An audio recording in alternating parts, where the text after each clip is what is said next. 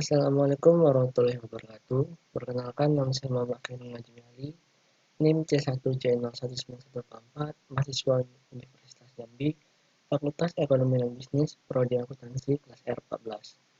Di sini saya akan menyampaikan materi yang berjudul aset tetap, yaitu guna untuk memenuhi tugas mata kuliah akuntansi keuangan menengah 1. Pengertian aset tetap.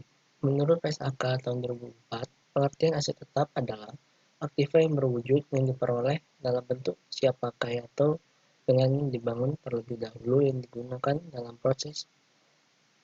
operasi perusahaan yang mempunyai masa manfaat lebih dari 1 tahun.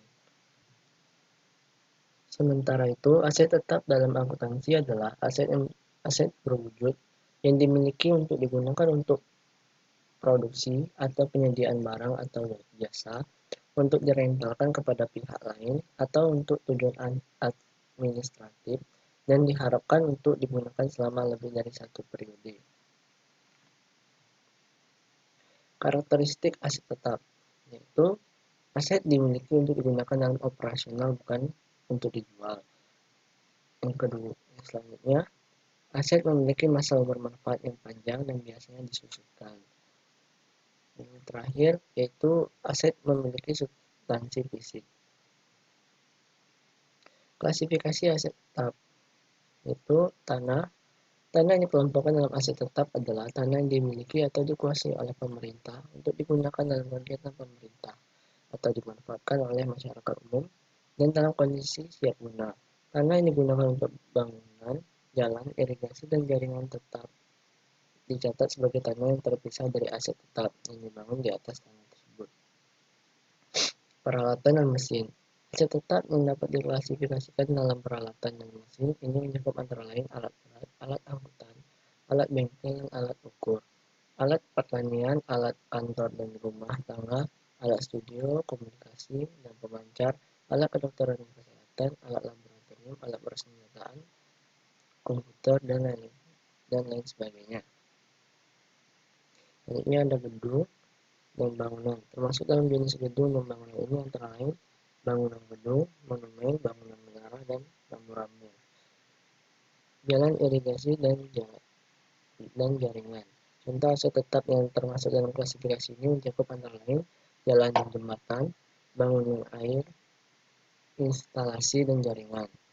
Selanjutnya ada aset tetap lainnya. Aset tetap lainnya mencakup aset tetap yang tidak dapat dikelompokkan ke dalam kelompok aset tetap di atas, tetapi memenuhi definisi aset tetap. Aset tetap lainnya ini dapat meliputi koleksi perpustakaan atau buku dan barang yang bercorak seni budaya atau olahraga.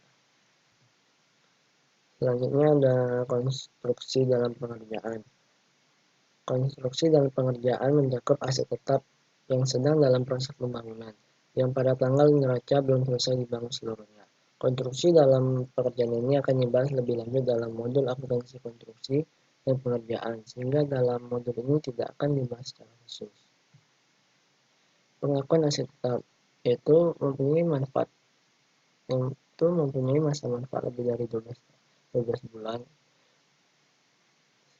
dan biaya perolehan aset dapat diukur secara handal, tidak dimaksudkan untuk dijual dalam operasi normal entitas, dan diperoleh atau dibangun dengan maksud untuk digunakan. Penyajian aset tetap.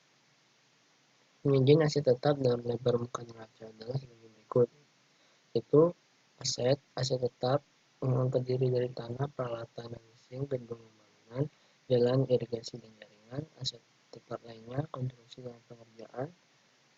Selanjutnya ada akumulasi pengusutan, dan semuanya dijumlahkan maka akan didapatkan total aset tetap. Selanjutnya ada ekuitas dana investasi diinvestasikan dalam aset tetap. Selanjutnya ada total ekuitas dana investasi. Pengungkapan. Selain disajikan pada lembar muka neraca, aset tetap juga harus diungkapkan dalam catatan atas laporan keuangan. Pengungkapan ini sangat penting sebagai penjelasan tentang hal-hal penting yang tercantum dalam neraca. Tujuan pengungkapan ini adalah untuk meminimalisir kesalahan persepsi bagi pembaca laporan keuangan. Dalam catatan atas laporan keuangan harus diungkapkan untuk masing-masing jenis aset tetap sebagai berikut. Dasar penilaian digunakan untuk memenuhi nilai catat, rekonsiliasi jumlah tercatat pada awal dan akhir periode yang menunjukkan penambahan, pelepasan, akumulasi penyusutan, dan perubahan nilai jika ada, dan mutasi aset tetap lainnya. Yang terakhir ada informasi penyusutan meliputi nilai penyusutan, metode penyusutan yang digunakan, masa manfaat atau tarif penyusutan yang digunakan, serta nilai tercatat bruto dan akumulasi penyusutan pada awal dan akhir periode. Terima kasih. Sekian penyajian materi dari saya. Apabila ada kata-kata salah atau kurang jelas, mohon dimaafkan. Terima kasih telah menonton video saya. Semoga bermanfaat bagi kita semua. Assalamualaikum warahmatullahi wabarakatuh.